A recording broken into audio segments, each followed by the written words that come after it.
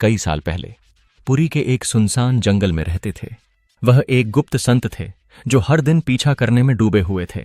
एक रात उन्होंने सपना देखा, समुद्र के किनारे से आने वाली एक विशाल काली लकड़ी की मूर्ति, 2 बड़ी आंखें, हाथ में चक्र और गद्दे के साथ, और 2 और मूर्तियां, एक भाई एक बहन। एक चमत्कार एक तेज आवाज में कहा जाता है, मैं नीलम हूं, मेरे लिए देखो, मेरी सेवा कर रहा हूं। विश्वसु ने खोज शुरू कर दी। अंत में एक गहरी गुफा में उन्होंने रहस्यमय प्रतिमा की खोज की, जिसे कोई भी नहीं बनाया गया, जो स्वयं द्वारा बनाया गया था। हर दिन प्रसाद तैयार था, सुगंध फैल जाएगी। यह कहानी राजा इंद्रादुम्ना तक फैल गई। उन्होंने वादा किया कि वह एक विशाल मंदिर का निर्माण करेंगे जहां भगवान की स्थापना की जाएगी। लेकिन जब वह पहुंचा तो नीलमदव की मूर्ति अचानक गायब हो गई। निराश राजा के सपने में भगवान रात में फिर से आया और कहा, मैं फिर से वापस आऊंगा, समुद्र से, लकड़ी के रूप में। कुछ साल बाद समुद्र की लहरों के एक दिन बाद एक विशाल लकड़ी का पाउडर आया, खुशबू में पवित्र, गर्म, प्रकाश में प्रकाश। किसी ने कहा, यह दारू ब्रह्मदवुड है जो देवता की मूर्ति बनाएगी। राजा ने कई कलाकारों को बुलाया, लेकिन कोई भी लकड़ी को हाथ नहीं दे सकता था।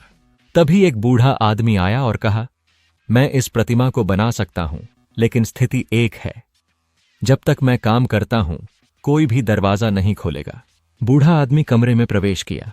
उस दिन ने कोई ऐसा शब्द पारित किया जिसे राजा ने चिंतित किया और दरवाजा खोला, और ठीक है, पुराना गायब हो गया। सामने नहीं हाथ और पैरों में 3 अपूर्ण मूर्तियां हैं, चेहरे में आश्चर्य की अभिव्यक्ति। वह मूर्ति है जगन्नाथ, बलराम और सुभद्रा। यह माना जाता है कि बड़े स्वयं विश्वकर्मा थे और मूर्तियों को अभी भी उस अपूर्ण स्थिति में पूजा जाता था। पुरी का मंदिर केवल एक तीर्थ यात्रा नहीं है, यह एक जीवित देवता है। यहां हर दिन एक चमत्कार है जिसे विज्ञान अभी भी समझाने में विफल है। इस मंदिर में कुछ चमत्कार हैं। इस तरह के मंदिर पर झंडा हमेशा हवा के विपरीत दिशा में होता है। यदि आप मंदिर पर किसी भी दिशा को देखते हैं तो ऐसा लगता है कि चक्र आपका सामना कर रहा है। आमतौर पर प्रकाश के खिलाफ छाया, लेकिन जगन्नाथ मंदिर की कोई छाया जमीन पर नहीं आती है। इस मंदिर पर कोई पक्षी नहीं उड़ रहा है। समुद्र के किनारे पर यह मंदिर, लेकिन मंदिर के अंदर समुद्र की गर्जना नहीं सुनी जाती है।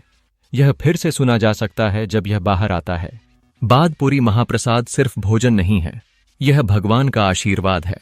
यह एकमात्र प्रसाद है जिसे सभी जातीय और जातियों के लोग एक साथ बैठ सकते हैं। एक अद्भुत घटना, हर दिन 5 कंटेनरों में खाना बनाना, एक दूसरे पर। आग नीचे है, लेकिन शीर्ष भोजन पहले पकाया जाता है। कोई अन्य दिन भोजन, चाहे वह 1 लाख या 1 लाख हो, हर समय सभी के लिए पर्याप्त है। इस मंदिर में हर 12 से 5 साल में एक अद्भुत अभ्यास है, नई कहानी। इस प्रथा के अनुसार देवता की मूर्ति बदल जाती है, लेकिन उनके जीव विज्ञान, ब्रह्मा पदार्थ को पुरानी प्रतिमा से एक नई प्रतिमा में स्थानांतरित किया जाता है। यह अभ्यास इतना गुप्त है कि जो लोग ऐसा करते हैं वे उनकी आंखों से बंधे होते हैं। जब कोई दिखता है तो उसकी आंखें बर्बाद हो जाती हैं या मृत्यु तक। इस आचरण के आसपास कई चमत्कार हैं जिन्होंने आम लोगों को चौंका दिया। सुदामा, मीराबाई, चैतन्य महाप्रभु, शंकराचार्य, सभी ने जगन्नाथ के चरणों में शरण ली है। चैतन्य महाप्रभु अपने जीवन के अंतिम दिनों में केवल जगन्नाथ का नाम जप करते थे। आज भी वह पुरी के रास्ते में गाया जाता है। कहते हैं, जगन्नाथ जो एक बार दिल में प्रवेश करता है उसे कभी अकेला नहीं रहना पड़ता।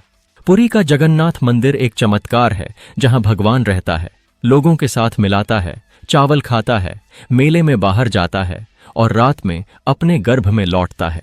यह मंदिर हमें सिखाता है, अगर भक्ति परिपूर्ण है तो ईश्वर स्वयं आता है, लकड़ी बन जाता है, प्यार बन जाता है, आशीर्वाद देता है।